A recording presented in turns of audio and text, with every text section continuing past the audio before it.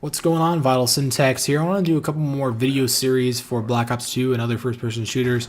And one of the things I thought I could do is a weapon review where you go over a different weapon in each game and you talk about different attachments that work well with it or just strategies in general that you find work well with that certain weapon.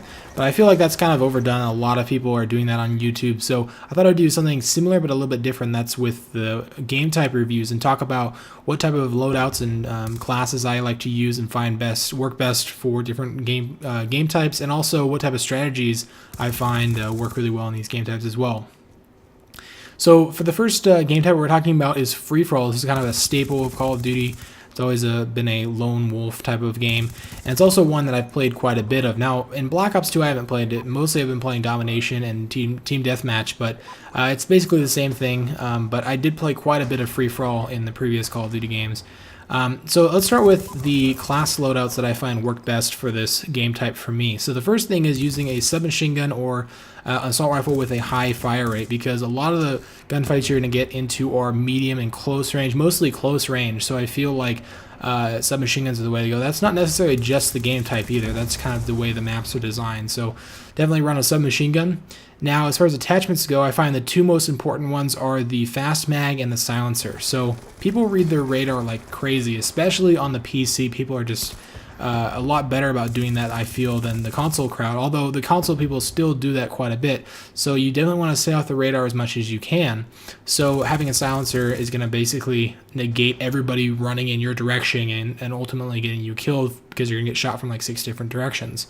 And then the second one, the fast mag, is I think really important because free-for-all is really fast-paced. I mean, I think it's typically 8 people in a match, so you against 7 other people. That's quite a bit of enemies, and there's nobody on your team to help you and watch your back. So being able to reload really quickly is going to be really important, so that you can go into each gunfight with actually having ammo in your gun. And then for the submachine guns, I personally think the lasers are really, really good, although you don't really have to have that. Now let's talk about the perks. So one of the perks that I think a lot of people will think to run is is the Ghost, because a lot of people use UAV in free-for-all. It's kind of something that everybody uses in every game mode, but especially in free-for-all, because you really want to know where people are so you don't get shot in the back. So Ghost is kind of a good option, but at the same time you have to think, if somebody gets UAV, they're the only person who can see people. So you're really only hiding yourself with Ghost from one person. So I don't know, I feel like that's kind of, it's a good perk for free-for-all, but I don't think it's the best one. I think you're probably best going with either not even using a first perk or something like lightweight, so you can strafe a little bit faster if you're hip firing, or something like flak jacket so you can avoid grenades and a lot of bouncing beddings that are going off. So I don't know if Ghost is the best, but it's also a good choice. And then for second perks, I think that Harden's a really good choice, because being able to negate the flinching mechanic when you're doing one-on-one gunfights is obviously pretty important. But also fast hands with stun grenades or concussion grenades is a really good choice. You just throw stun grenades so much more quickly, and also you can use it for claymores or bouncing bedders, things like that. So I think that's a really good combination of the concussion grenades or any type of equipment and fast hands. Now let's talk about score chains. As you guys can see here, I got the Death Machine, which is amazing, especially in free-for-all. So I like to use UAV, the Death Machine, and the helicopter. Although typically, lately I've been switching that helicopter out for the hunter-killer drone, because by the time I get to that helicopter, the game's either already over or almost already over, so I feel like it's kind of useless. So instead I use the hunter-killer drone, because that's almost always going to get you a kill, or typically it does unless they have flak jacket or something like that. But the Death Machine is just amazing, because it gives you such a huge advantage on one-on-one gunfights, and also at this point, if you're using the gun or the Death Machine, then you're not going to be hidden from the radar. You're going to be very, very loud. So move slowly. Keep in mind that everybody knows exactly where you are every time you pull that trigger. So in this match, there was like 3 people running around with knives, which isn't really annoying as it used to be, because you don't have something like what was it called? The one where you lunge really far, Commando.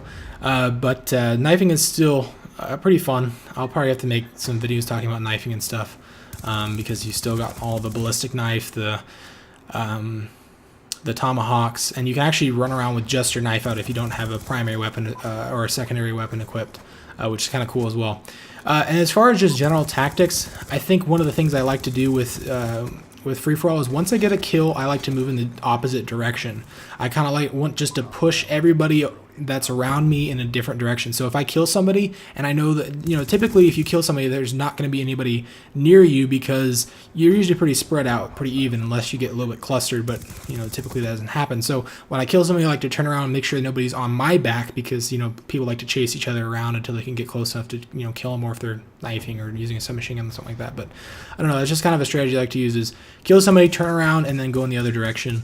That way you can kind of get the best area. And you also kind of want to patrol an area and stay to the outside of the map. You don't want to be in the very middle, and you also don't want to just camp in one spot, but you don't want to be running around like crazy. But anyway, if you guys enjoyed the video, found it helpful, feel free to give me a like or a favorite, and let me know what game type you guys like to see me cover in the next episode, and I'll see you guys later.